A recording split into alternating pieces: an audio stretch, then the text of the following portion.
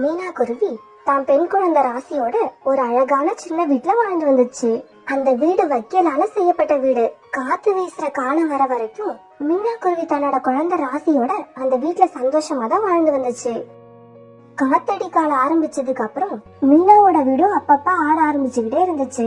இதனால ரொம்ப கவலையான மீனா என்ன பண்றதுன்னு யோசிச்சுக்கிட்டு தான் இருந்துச்சு. இருந்தாலும் மீனா ஒரு முடிவுக்கு வரதுக்கு முன்னாடியே ஒரு நாள் வீசின காத்துல அந்த வீடு கீழே விழுந்துடுச்சு. அம்மா அம்மா, காத்துல நம்ம வீடு இப்படி கீழே விழுந்துடுச்சு. இனி நாம எங்கம்மா தங்கறது? ராசி, நான் உன்னை கொண்டு போய் பக்கத்து காட்டுல இருக்கிறவங்க ரோசி சித்தி வீட்டுல விட்டுட்டு வந்து வீடு கட்ட துவங்க போறேன். வீடு கட்டி முடிச்சிட்டு உன்னை திரும்ப அழைச்சிட்டு வரேன். அம்மா, நான் அங்க போகல. இங்கேயே இருந்து வீடு கட்டதுல உனக்கு நான் உதவி பண்றேம்மா. இல்ல ராசி, வீடு கட்டி முடிக்க எப்படியும் 2 நாள் ஆகும். உனக்கோ சின்ன வயசு, காட்டுல குளிர் அதிகமா இருக்கும். அத உன்னால தாங்க முடியாது. அதனால நீ உன்னோட சித்தி வீட்டுக்கு போறதுதான் நல்லது. இப்படி சொல்ல மீனா தன் குழந்தை ராசி அழைச்சுக்கிட்டு தன்னோட தங்கச்சி ரோனி வீட்டுக்கு போச்சு. போறப்ப தான் கிட்ட இருந்த கொஞ்சம் கோதுமை மணிகளையும் கையில எடுத்துக்கிட்டு போச்சு. இப்படி பறந்து போன மீனா சீக்கிரமாவே தன்னோட தங்கச்சி வீட்டுக்கு போச்சு. ரோசி, ரோசி, சீக்கிரம் கதவை தர. நான் தான் உன் தங்கச்சி மீனா வந்திருக்கேன். இப்படி மீனா குருவி பல தடவை கத்தியும் வீட்டு கதவு திறக்கவே இல்ல. மீனா மறுபடி இப்படி முயற்சி பண்ணிக்கிட்டே இருக்கிறப்ப புல்புல் பறவை அங்க வந்துச்சு. யாருமா நீ? எதுக்காக ரோசி வீட்டு கதவை தட்டிக்கிட்டு இருக்க? நான் ரோசியோட தங்கச்சிங்க. ரோசியை பார்க்கலான்னு பக்கத்து காட்டுல இருந்து வந்திருக்கேன். ரோசி எங்க போயிருக்கான்னு உங்களுக்கு ஏதாவது தெரியுமா? ரோசி கடற்கரை பக்கம் இருக்கிற காட்டுக்கு ஏதோ திருவிழான்னு நேத்து ராத்திரி தான் கிளம்பி போச்சு. அவங்க திரும்பி வர எப்படியும் இன்னும் 1 வாரம் ஆகும்னு நினைக்கிறேன். இப்படி சொல்லிட்டு புல்புலும் பறந்து போயிடுச்சு. மீனாவுக்கு இப்ப ரொம்பவும் குழப்பமாயிடுச்சு. ரோனி கண்டிப்பா இப்ப வரப்போறதே இல்ல. ராசியை யார் வீட்டுல விட்டுட்டு நம்ம போறது? அதுவும் இல்லாம இப்ப ராத்திரி வேற ஆக போகுது.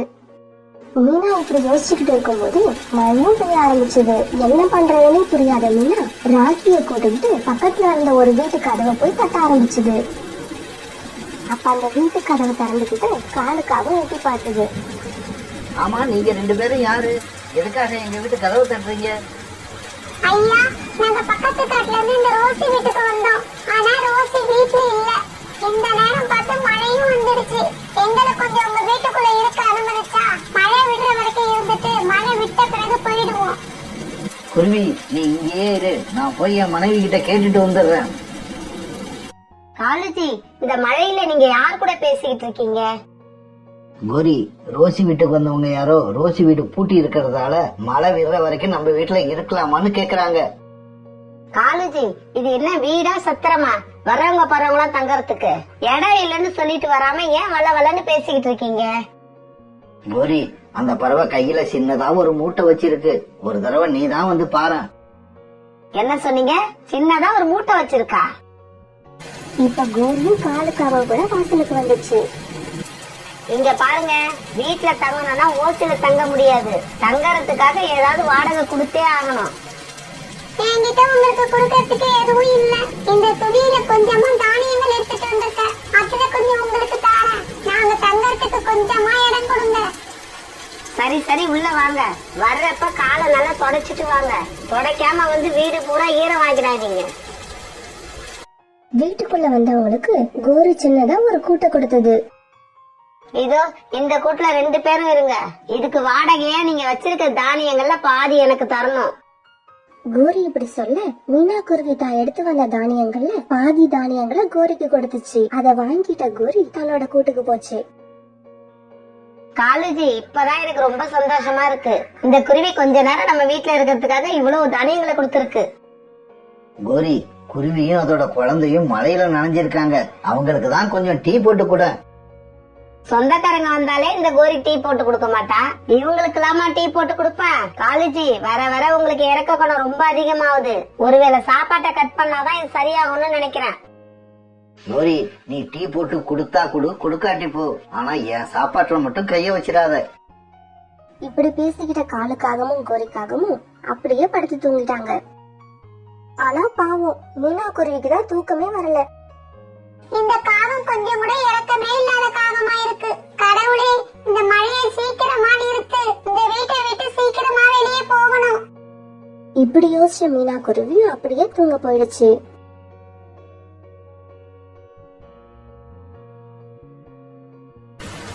மீனா குருவி எழுந்தவுடனே கதவை திறந்து வாசலுக்கு வந்து பார்த்தது. மழை அப்பவும் விடவே இல்லை. கடவுளே, என்னை ஏன் இப்படி சோதிக்கிற? இப்படியே மழை பெய்ஞ்சிட்டு இருந்தா நான் எப்படி நான் என் காட்டுக்கு போக முடியும்? மீனா குருவி இப்படி யோசிச்சுட்டு இருக்கும்போது கோரிக்காக வாசலுக்கு வந்துச்சு. என்ன குருவி, வானத்தையே பாத்துட்டு நிக்கிற? வானத்தையே பாத்துக்கிட்டு இருந்தா எதுவும் நடக்காது. நேத்து நீ கொடுத்த தானியங்கள் ராத்திரி பூரா வீட்டுல இருந்ததுக்கு சரியா போயிடுச்சு. இன்னைக்கும் நீ வீட்டுல இருக்கணும்னா மீதி இருக்கிற தானியங்களையும் கொடுத்தாகணும். இருந்த தானியங்கள்ல பாதியை ஏற்கனவே உங்ககிட்ட கொடுத்துட்டேன். இருக்கிற மீதியையும் உங்ககிட்ட கொடுத்துட்டேன். நானும் என் குழந்தையும் எதை சாப்பிடுவோம்? எனக்கு அதெல்லாம் தெரியாது. நீயும் உன் குழந்தையும் இன்னைக்கு பகல்லையும் வீட்டுல இருக்கணும்னா மீதி இருக்கிற தானியங்களையும் என்கிட்ட தரணும். இல்லைன்னா உன் குழந்தைய வச்சுக்கிட்டு இப்பவே வீட்டை விட்டு வெளியே போயிடு. இந்த மழையில வெளியில போக சொன்னா இந்த குழந்தைய வச்சுட்டு நான் எங்க போவேன்? இந்த வீட்டுல இருக்கிறதுக்காக மீதி இருக்கிற தானியங்களையும் உங்ககிட்ட கொடுத்துட்டா நானும் என் குழந்தையும் எதை சாப்பிடுவோம்? எனக்கு எதுவுமே புரியல. நீங்க தான் கொஞ்சம் பெரிய மனசு பண்ணி எங்களை மழை விடுற வரைக்கும் தங்க அனுமதிக்கணும். ஏன் இப்படி நீங்க ஏன் உயிர் எடுக்கிறீங்க? ஒண்ணு தானியங்களை கொடுத்துட்டு இன்னைக்கு பூரா என் வீட்டுல இருங்க, இல்ல உன்னோட தானியங்களை தூக்கிட்டு இப்பவே வீட்டை விட்டு வெளியே போயிடு. கோரி இப்படி பிடிவாதமா சொல்ல வேற வழி இல்லாத மீனா தான் குழந்தைக்கு மட்டும் சில தானியங்களை கொடுத்துட்டு மீதி இருக்கிற தானியங்களை அப்படியே கோரிக்கிட்ட கொடுத்துச்சு. அன்னைக்கு பகல் பூரா மீனா குருவி கதவை திறந்து பார்த்துக்கிட்டே இருந்தது. ஆனாலும் மழை மட்டும் விடவே இல்லை. மழை விடவே இல்லாதால மீனா குருவி கடவுள்கிட்ட இப்படி வேண்டுச்சு. கடவுளே, இன்னைக்கு ராத்திரிக்குள்ள எப்படியாவது மழையை நிறுத்திடு. இனிமே இந்த காகத்துக்கு கொடுக்கறதுக்கு என்கிட்ட எதுவுமே இல்ல. என் மேலேயும் என் குழந்தை மேலேயும் கொஞ்சமாவது கருணை காட்டு. இப்படி கடவுள்கிட்ட வேண்ட மீனா குருவி அப்படியே தூங்கிடுச்சு.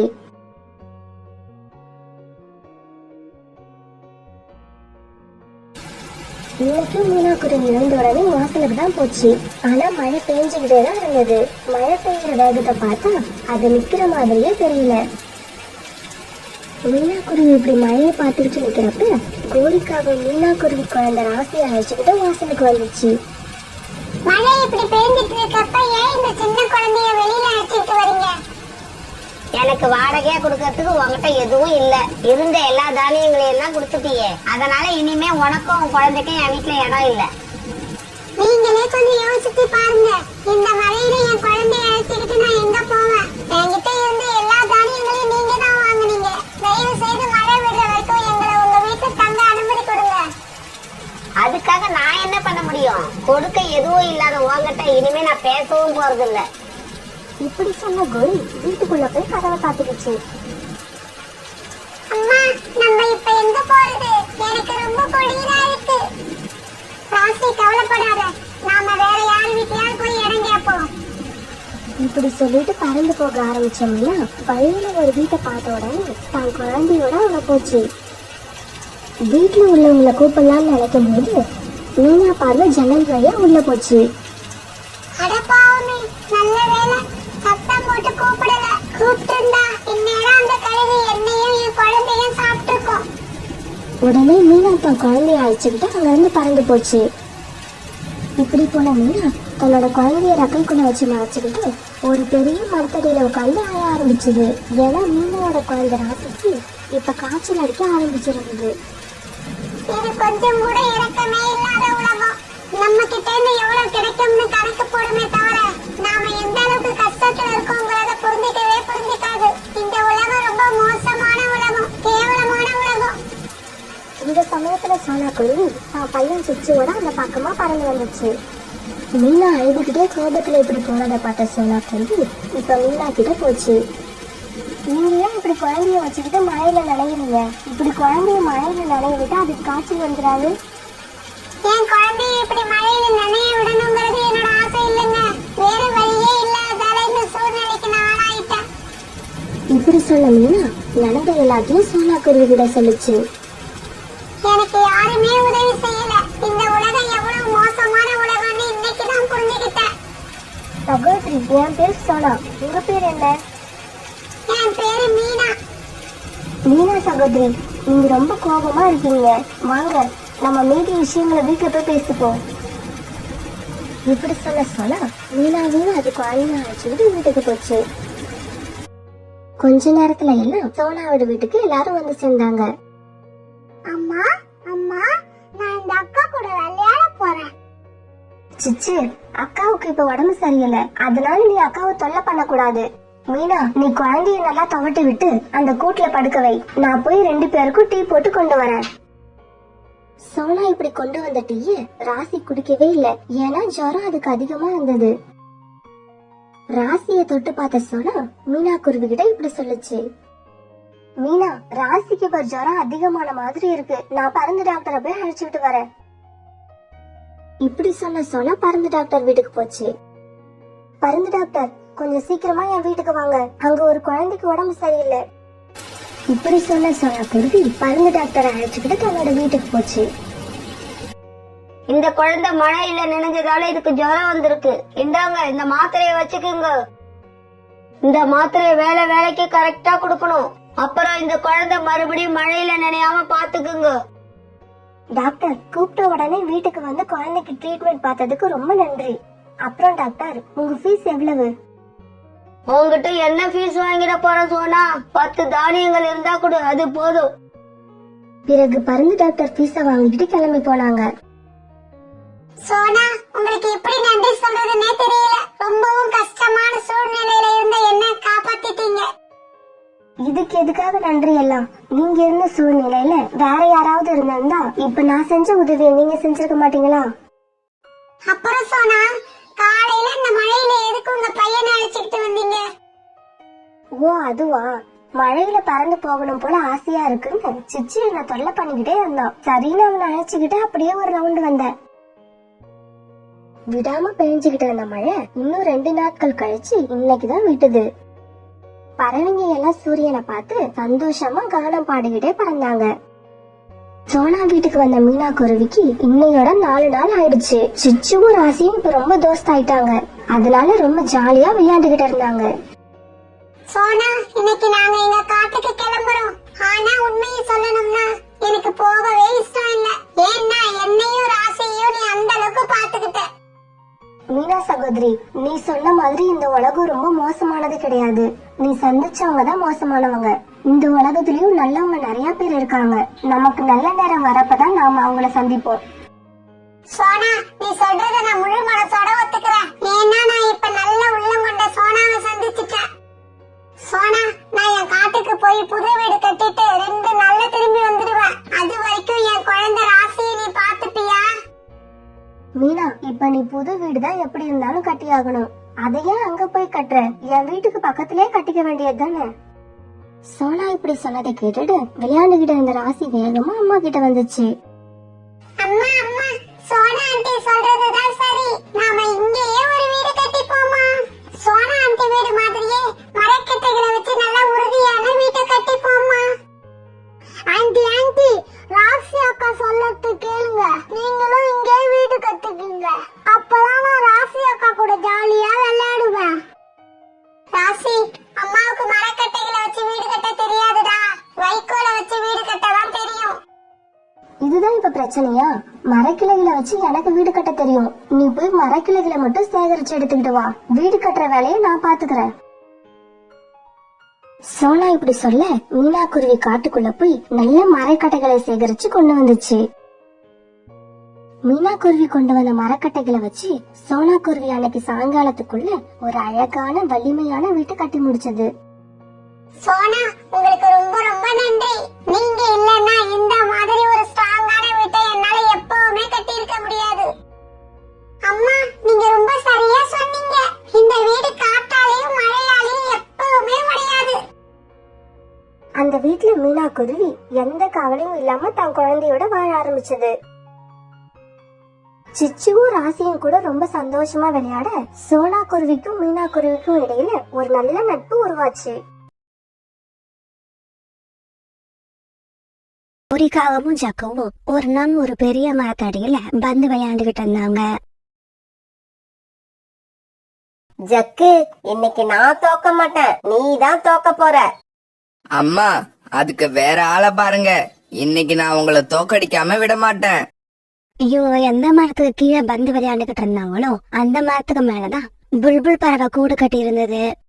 இவங்களோட சத்தத்தை கேட்ட புல்புல் கண் விழிச்சு பார்த்தது. உடனே எழுந்திருச்சு உட்கார்ந்தது. இந்த கோரி கிட்ட எவ்வளவு தடவை சொன்னாலும் கேட்கவே மாட்டேங்குது. விளையாட வேற இடமே கிடைக்காத மாதிரி எப்பவும் இந்த மரத்துக்கு அடியிலேயே வந்து பந்து விளையாடுது. நான் வேற இப்ப நதிக்கு தண்ணி குடிக்க போகணும். இப்படி யோசிச்ச புல்புல் பிறகு கோரி காகத்துக்கிட்ட போச்சு. கோரி, நானும் எத்தனையோ தடவை சொல்லிட்டேன் இந்த மரத்துக்கு கீழே வந்து பந்து விளையாடாதுன்னு. ஆனா நீ கேட்கறதே இல்ல. உன்னோட பையனை அழைச்சிக்கிட்டு வந்து இங்கதான் பந்து விளையாடுற.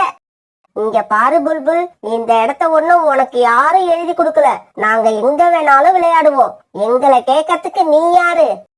இங்க பாரு கோரி, நான் ரொம்ப நாள் கழிச்சு இப்பதான் முட்டையிட்டு இருக்கேன். நீங்க இந்த மரத்துக்கு கீழே வந்து விளையாடும் போதெல்லாம் இந்த பந்து என்னோட முட்டை மேல பட்டு முட்டை உடைஞ்சிடுமோன்னு எனக்கு பயமா இருக்கு. ஆனா எனக்கு பயமாவே இல்ல. இங்க பாரு புல்புல், தேவையில்லாம நீ ஏன் பயப்படுற? என்னோட பந்து பட்டு உன்னோட முட்டைக்கு எதுவும் ஆகாது. கோரி, நீ 1000 தான் சொல்லு, நீ இந்த மரத்துக்கு கீழே பந்து விளையாடுறது தப்பு. ஒருவேளை உன் பந்து பட்டு என்னோட முட்டை உடைஞ்சிடுச்சுன்னா அதுக்கப்புறம் எதுவும் செய்ய முடியாது. புல்புல், நான் இவ்வளவு தூரம் சொன்னதுக்கு அப்புறமும் நீ ஏன் இப்படியே பேசிக்கிட்டு இருக்க? இங்க பாரு, இதுக்கப்புறம் நீ என்கிட்ட ஒரு வார்த்தை கூட பேசக்கூடாது. ஒருவேளை என்னோட பந்து பட்டு உன்னோட முட்டை உடைஞ்சாதான் நீ என்கிட்ட வந்து கேட்கணும். இப்படி சொன்ன கோரிக்காகும் மறுபடியும் பந்து விளையாட ஆரம்பிச்சது. பிறகு புல்புல் போகவே மனசில்லாம தண்ணீர் குடிக்க நதி பக்கம் பறந்து போச்சு. புல்புல் இப்ப அந்த இடத்த விட்டு வந்துச்சே தவிர அதோட மனசு பூரா கூட்டுல இருந்த முட்டை மேலதான் இருந்தது. பிறகு கொஞ்ச நேரத்துல எல்லாம் ஜக்க அடிச்ச பந்த கோரி திருப்பி அடிக்க அது ரொம்ப உயரத்துக்கு போய் கூட்டுல இருந்த புல்புல் முட்டை மேல பட்டு அந்த முட்டை உடைஞ்சிடுச்சு. டேய் ஜக்கு, பந்து மரத்து மேல போய் விழுந்துடுச்சு. நீ போய் எடுத்துக்கிட்டு வா. அம்மா இப்படி சொன்ன உடனே பந்தை எடுக்க மரத்துக்கு மேல போன ஜக்கு கூட்டுல இருந்த முட்டை உடைஞ்சு போனதை பார்த்துட்டு அதிர்ச்சி ஆயிட்டான். அம்மா அம்மா, சீக்கிரம் மேல வாங்க. நம்ம பந்து பட்டு புல்புல் ஆண்டியோட முட்டை உடைஞ்சு போயிடுச்சு. ஜக்கு இப்படி கத்துன உடனே மேல போய் கூட்டுல முட்டை உடைஞ்சிருந்ததை பார்த்த கோரிக்காகத்துக்கு என்ன பண்றதுன்னு தெரியல. உடனே கோரி இந்த பக்கமும் அந்த பக்கமும் சுத்தி முத்தி பார்த்தது. அந்த இடத்துல அப்ப யாருமே இல்ல. ஜக்கு, வா, பந்தை எடுத்துக்கிட்டு நம்ம வீட்டுக்கு போயிடுவோம். புல்புல் வந்தா இது பெரிய பிரச்சனையாயிடும். இப்படி சொன்ன கோரிக்காகோ பிறகு தன்னுடைய வீட்டுக்கு பறந்து போயிடுச்சு. காலுஜி, நானும் ஜக்குவும் புல்புல் குடி இருக்கிற மரத்துக்கு கீழே பந்து விளையாண்டுகிட்டு இருந்தோம். அப்ப அந்த பந்து பட்டு அந்த முட்டை உடைஞ்சு போயிடுச்சு. என்னது, முட்டை உடைஞ்சு போயிடுச்சா? சரி, நீங்க முட்டையை உடைச்சத வேற யாராவது பார்த்தாங்களா? இல்ல காலுஜி, யாரும் பார்க்கல. முட்டை உடைஞ்ச உடனே நாங்க அந்த இடத்த விட்டு வந்துட்டோம். முட்டைய உடைச்சது நீங்க தான் யாருமே பார்க்கலன்னா இந்த விஷயத்துல நீங்க பயப்படுறதுக்கான அவசியமே கிடையாது. அப்படியும் உங்க மேல சந்தேகப்பட்டு அந்த புல்புல் இங்க வந்து ஏதாவது கேட்டா நான் பாத்துக்கிறேன். நான் இருக்கிறப்ப நீங்க ஏன் கவலைப்படுறீங்க? இந்த காலுக்காகத்தை பார்த்தா இந்த காடே பயப்படும். கேவலம் அந்த புல்புலால நம்மள என்ன பண்ண முடியும்? இதே சமயம் தன்னுடைய கூட்டுக்கு திரும்ப வந்த புல்புல் தன்னோட முட்டை உடைஞ்சு போயிருந்ததை பார்த்துட்டு அழுதுகிட்டு இருந்துச்சு. என்னோட முட்டையை எந்த பறவை உடைச்சதோ அது நல்லாவே இருக்க கூடாது, நாசமா போகணும். நான் என்னோட குழந்தைய நினைச்சு எவ்வளவு கனவு கண்டிருந்தேன். எல்லாமே ஒரு நிமிஷத்துல கலைஞ்சு போச்சு. புல்புல் இப்படி உட்காந்து அழுதுகிட்டு இருக்கப்ப அந்த மரத்துக்கு கீழே பந்து விளையாண்டுட்டு இருந்த கோரிக்காகத்தோட ஞாபகம் வந்துச்சு. ஆமா, அப்படிதான் இருக்கணும். அந்த கோரிக்காகத்தோட பந்து பட்டுதான் என்னோட முட்டை உடைஞ்சிருக்கணும். அதனாலதான் கோரிக்காக நான் தண்ணி குடிச்சிட்டு வர்றதுக்குள்ள இந்த இடத்த விட்டு போயிருக்கு. பிறகு புல்புல் சோனா குருவி வீட்டை நோக்கி பறந்து போச்சு. சோனா குருவி வீட்டுக்கு போன புல்புல் எதுவுமே சொல்லாம அழுதுகிட்டே உட்கார்ந்து இருந்தது. புல்புல் அக்கா, என்ன நடந்ததுன்னு சொல்லுங்க. ஏன் இப்படி அழுதுகிட்டே இருக்கீங்க? நீங்க ஏதாவது சொன்னாதான் உங்களுக்கு என்னால உதவி பண்ண முடியும். பிறகு நடந்தது எல்லாத்தையும் புல்புல் சோனா குருவி கிட்ட சொல்லுச்சு. சோனா, எனக்கு நல்லா தெரியும். அந்த கோரிக்காகத்தோட பந்து பட்டுதான் என்னோட முட்டை உடைஞ்சிருக்கு. புல்புல் அக்கா, நீங்க காங்களோட வீட்டுக்கு போய் என்ன நடந்துச்சுன்னு கேளுங்க. ஒருவேளை அவங்க உங்களுக்கு சரியான பதில் சொல்லணும்னா என்கிட்ட வாங்க, அப்புறம் நானும் உங்க கூட வரேன். சோனா குருவி இப்படி சொன்ன உடனே புல்புல் பறவை அந்த இடத்தை விட்டு காங்களுடைய வீட்டை நோக்கி பறந்து போச்சு. இப்படி போன புல்புல் காங்களோட வீட்டு கதவை வேகமா தட்ட ஆரம்பிச்சது. காலுச்சி புல்புல் வந்துருச்சு, எனக்கு ரொம்ப பயமா இருக்கு. கோரி, இதுல பயப்படுறதுக்கு ஒண்ணுமே இல்ல. நீ அந்த முட்டைய உடைச்சதை யாரும் கண்ணால பார்க்கவே இல்ல. அதனால நீ கவலைப்படாத. வெளியில போய் அந்த முட்டை உடைஞ்சதுக்கும் எனக்கும் எந்த சம்பந்தமும் இல்லைன்னு தைரியமா சொல்லு. காலுக்காக இப்படி சொன்ன உடனே கோரிக்காக தைரியமா வெளியில வந்துச்சு. புல்புல், எதுக்காக என்னோட வீட்டு கதவை இவ்வளவு வேகமா தட்டுற? உனக்கு என்னதான் வேணும்? எனக்கு நீதி வேணும். உன்கிட்ட நான் அப்பவே சொன்னேன் அந்த மரத்துக்கு கீழே வந்து விளையாடாதன்னு. ஆனா நீ கேட்கல. இப்ப பாரு, நீ வந்து விளையாடி என்னோட முட்டைய உடைச்சிட்ட. இங்க பாரு புல்புல், வாய்க்கு வந்தபடியெல்லாம் பேசிக்கிட்டு இருந்தேன்னா அப்புறம் எனக்கு கெட்ட கோபம் வரும். மரியாதையா இங்க இருந்து போயிடு. உன்னோட முட்டைய நான் உடைக்கல. அந்த சமயத்துல புல்புல் கோரியோட பந்து வீட்டுக்கு வெளியில இருந்ததை பாத்துருச்சு. அந்த பந்து பட்டு முட்டை உடைஞ்சதால முட்டையோட கரை அந்த பந்துல ஒட்டி இருந்தது. கோரி, ஏன் பொய் சொல்ற? இந்த பந்து பட்டு தான் என்னோட முட்டை உடைஞ்சிருக்கு. அதனாலதான் இந்த பந்துல முட்டையோட கரை இருக்கு. இப்படி சொன்ன புல்புல் பறவைக்கு ரொம்பவும் கோபம் வந்து கோரிக்காகத்தை கீழே தள்ளி மேலே ஏறி உட்கார்ந்தது. பிறகு கோரிக்காகத்துக்கு 2 அறையும் கொடுத்துச்சு. என்னோட குழந்தைய முட்டையிலேயே அழிச்ச உடனே நான் உயிரோட விட மாட்டேன். காலுஜி, என்ன காப்பாத்துங்க, என்ன காப்பாத்துங்க.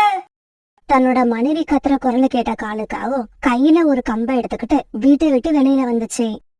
தன்னோட மனைவியை கீழே தள்ளி புல்புல் மேல உட்கார்ந்துருக்கத பார்த்த காலுக்காகத்துக்கு ரொம்ப கோபம் வந்துருச்சு. ஏய் புல்புல், இந்த காலுவோட மனைவியை கீழே தள்ளி மேலே ஏறி உட்கார அளவுக்கு உனக்கு துணிச்சல் வந்துருச்சா? அதுக்கான தண்டனைங்க நீ இப்ப அனுபவிக்க போற. இப்படி சொன்ன காலுக்காக உடனே தாங்கிட்ட இருந்த கம்பால புல்புலோட தலையில அடிக்க ஆரம்பிச்சது. இப்படி தலையில அடி வாங்கின புல்புல் அப்படியே மயக்கம் போட்டு கீழே விழுந்துடுச்சு. கீழே விழுந்தது மட்டும் இல்ல, புல்புலோட உயிரும் போயிடுச்சு. காலுஜி, புல்புல் செத்து போயிடுச்சு. நீங்க புல்புல்ல கொன்னுட்டீங்க. இங்க பாரு கோரி, இன்னும் ஒரு தடவை இப்படி சொல்லாத. எனக்கு கொஞ்சம் பயமா இருக்கு. ஏதோ கோபத்துல கொஞ்சம் வேகமா அடிச்சிட்டோம் போல இருக்கு. அதனால அதோட உயிரே போயிடுச்சு. காலுஜி, இப்ப என்ன பண்றது? கொலை பண்றது பெரிய தப்பு. இருந்தாலும் உங்களுக்கு இவ்வளவு கோபம் வரக்கூடாது. ஏய் கோரி, இந்த புல்புல் இப்ப சாவறதுக்கு காரணம் நான் இல்ல, நீதான். நீ மட்டும் அதோட முட்டையை உடைக்கலன்னா அது நம்ம வீட்டுக்கு வந்தே இருக்காது. அதை நான் தலையிலயும் அடிச்சிருக்க மாட்டேன். காலுஜி, நடந்ததை எல்லாம் விட்டுடுங்க. இப்ப இந்த புல்புல்லோட உடலை மறைச்சாகணும். பிறகு காலுக்காகவும் கோரிக்காகவும் யாராவது நம்மள பாக்குறாங்களான்னு இந்த பக்கமும் அந்த பக்கமும் பார்த்தாங்க. ஆனா யாருமே அவங்கள பாக்கல. காலுஜி, யாரும் இங்க இல்ல. யாராவது இங்க வந்து புல்புல்லோட உடம்ப பாக்கறதுக்கு முன்னாடி ஒரு குழிய தோண்டி அதுல புல்புல்ல புதைச்சிடுவோம். அப்படி செஞ்சுட்டா நீங்க இந்த புல்புல்ல கொலை செஞ்சது யாருக்கும் தெரியாம போயிடும். இங்க பாரு கோரி, நான் தான் புல்புல்ல கொலை செஞ்சேன்னு அடிக்கடி சொல்லிக்கிட்டே இருக்காத. ஏற்கனவே நான் ரொம்ப பயந்து போயிருக்கேன். பிறகு கோரிக்காகன் தான் வீட்டுக்கு பக்கத்திலேயே ஒரு குழிய தோண்டிடுச்சு. பிறகு காலுக்காக புல்புலோட உடம்ப தூக்கிட்டு வந்து அந்த குழியில வச்சு மண்ணை போட்டு மூடிடுச்சு. பிறகு இப்படியே 2-3 நாட்கள் ஓடுச்சு. காலுஜி, எனக்கு ரொம்ப பயமா இருக்கு. யாருக்காவது இந்த விஷயம் தெரிஞ்சிருச்சுன்னா நாம அப்புறம் ஜெயிலுக்கு போய் கம்பி எண்ண வேண்டி இருக்கும். கோரி, இவ்வளவு பயப்படுற நீ எதுக்காக புல்புலோட முட்டையை உடைச்ச? நானாவது முட்டையதான் உடைச்சேன். ஆனா நீங்க புல்புல கொலையே பண்ணிட்டீங்க. இங்க பாரு கோரி, இன்னும் ஒரு தடவை நான் தான் புல்புல கொலை பண்ணணும்னு நீ சொன்ன, அப்புறம் உன்னையும் கொலை பண்ணி போட்டுருவேன், ஜாக்கிரதை. சோனா, புல்புல் அக்காவை பாத்தியா? நான் 2-3 நாளா அவங்கள பார்க்கவே இல்ல. அவங்களோட கூடும் காலியாவே இருக்கு. ரீட்டா இப்படி சொன்ன உடனே சோனா குருவிக்கு சந்தேகம் வந்துருச்சு. உடனே சோனா குருவி நடந்தது எல்லாத்தையும் ரீட்டா கிளிக்கிட்ட சொல்லுச்சு. தன்னோட முட்டை உடைஞ்ச விஷயத்த பத்தி காலுக்காகவும் வீட்டுல போய் கேட்டுட்டு வரேன்னு சொல்லிட்டு போன புல்புல் அதுக்கப்புறம் எங்க வீட்டுக்கு வரவே இல்ல. ஒருவேளை புல்புல் அக்காவை காங்கள் கொண்டு இருப்பாங்களோ? இங்க பாரு சோனா, புல்புல் அக்காவை காகங்கள் கொண்டு இருப்பாங்களோ இல்லையோ, ஆனா அவங்க இப்ப எங்க இருக்காங்கன்னு நம்ம கண்டுபிடிச்சாகணும். சரிவா, அடுத்து என்ன செய்யலான்னு புறா அண்ணா கிட்ட போய் கேட்போம். இப்படி பேசிக்கிட்டு இவங்க 2 பேரும் பிறகு புறாவோட வீட்டுக்கு பறந்து போனாங்க. புறாண்ணா, அந்த காங்கள் தான் புல்புல் அக்காவை கொண்டு இருப்பாங்க. இங்க பாரு சோனா, இந்த விஷயத்துல நாம எதுவும் முடிவு பண்ண முடியாது. நாம இப்ப என்ன செய்யணும்னா இந்த விஷயத்த உடனே போலீஸ்க்கு தெரிவிச்சாகணும். அவங்க வந்து விசாரணை பண்ணினாதான் என்ன நடந்துச்சுன்னு உண்மை தெரிய வரும். உடனே இவங்க 3 பேரும் போலீஸ் ஸ்டேஷனுக்கு போய் நடந்தது எல்லாத்தையும் போலீஸ் கிட்ட சொன்னாங்க. தகவல் தெரிஞ்ச உடனே போலீஸ் காங்களோட வீட்டுக்கு வந்துருச்சு. இங்க பாருங்க, என்ன நடந்ததுன்னு உண்மையா மட்டும் சொல்லுங்க. அப்பதான் நீங்க அடி வாங்காம தப்பிக்கலாம். போலீஸ், நாங்க சொல்றத நம்புங்க. புல்புல் எங்க இருக்குன்னு எங்களுக்கு எதுவும் தெரியாது. போலீஸ பார்த்த உடனே காலுக்காகத்துக்கு வேர்க்க ஆரம்பிச்சது. இங்க பாரு காலு, நீயாவது உண்மைய சொல்லு, இல்லன்னா அடிக்கிற அடியில உங்க எலும்பெல்லாம் முறிஞ்சு போயிடும். சார், நாங்க எத்தனை தடவை சொல்றது, எங்களுக்கு எதுவும் தெரியாது தெரியாது தெரியாது. காங்கள் இப்படி திரும்ப திரும்ப தெரியாது தெரியாதுன்னு சொன்ன உடனே போலீஸ் கையில இருந்த குச்சியை எடுத்து அவங்க 2 பேரும் அடிக்க ஆரம்பிச்சாங்க. அடிக்காதீங்க அடிக்காதீங்க, நாங்க எதுவும் செய்யல, எங்களை அடிக்காதீங்க. அடிக்காதீங்க சார், அடிக்காதீங்க. நான் உண்மையே சொல்லிடுறேன். காலேஜ் தான் புல்புல்ல தலையில அடிச்சு கொலை பண்ணிட்டாரு. அடி பாவி, கடைசியில உண்மைய சொல்லிட்டியே. ஆனா நீ மட்டும் தப்பிக்கலான்னு நினைக்காத. சார், புல்புல அடிச்சு கொலை பண்ணுனது நான் தான். ஆனா அதுக்கு காரணமே இந்த கோரி தான். இந்த கோரி மட்டும் புல்புலோட முட்டைய உடைக்கலன்னா இந்த சம்பவம் நடந்தே இருக்காது. சோனா குருவி, புறா, ரிட்டாக்கினி இவங்க எல்லாம் இந்த விஷயத்தை கேள்விப்பட்டு ரொம்பவும் சோகமாயிட்டாங்க. சார், எங்களை மன்னிச்சிருங்க. நான் புல்புல கொலை பண்ணணுங்கிற எண்ணத்துல அடிக்கல. ஏதோ எனக்கு வந்த கோவத்துல 2 அடி அடிச்சேன். புல்புல் இப்படி செத்து போகும்னு எனக்கு தெரியாது. இங்க பாருங்க காகங்களே, தனக்கு வர்ற கோபத்தை அடக்க தெரியாத பறவைகள் கடைசியா இப்படித்தான் ஜெயிலுக்கு போய் களி தின்னு கஷ்டப்பட்டாகணும். அதை யாராலும் மாத்த முடியாது. சோனா, தயவு செய்து என்னோட பையன் ஜக்கு நாங்க வெளியில வர்ற வரைக்கும் உன்னோட வீட்டுக்கு அழைச்சுக்கிட்டு போய் வச்சிரு. அப்புறம் அவனை என்ன மாதிரியும் அவங்க அப்பா மாதிரியும் கோபக்காரனா வளர்த்துடாத. பொறுமையாவும் சூழ்நிலைக்கு தக்கபடி அட்ஜஸ்ட் பண்ணிக்கிட்டு வாழறது எப்படின்னு அவனுக்கு கத்துக்குடு. பிறகு காங்களை கைது பண்ணின போலீஸ் அவங்கள போலீஸ் ஸ்டேஷனுக்கு அழைச்சிட்டு போனாங்க. பிறகு சோனா குருவி ஜக்குவை கூப்பிட்டுக்கிட்டு தன்னோட வீட்டுக்கு பறந்து போச்சு. விசாரணை எல்லாம் முடிஞ்சு காங்கள் 2 பேருக்கும் ஜெயில் தண்டனை கிடைச்சது. கோபத்தை அடக்க தெரியாத காங்கள் 2 பேரும் இப்ப ஜெயில்ல கண்ணீர் விட்டு அவங்க செஞ்ச தப்ப நினைச்சு அழுதுகிட்டு இருந்தாங்க.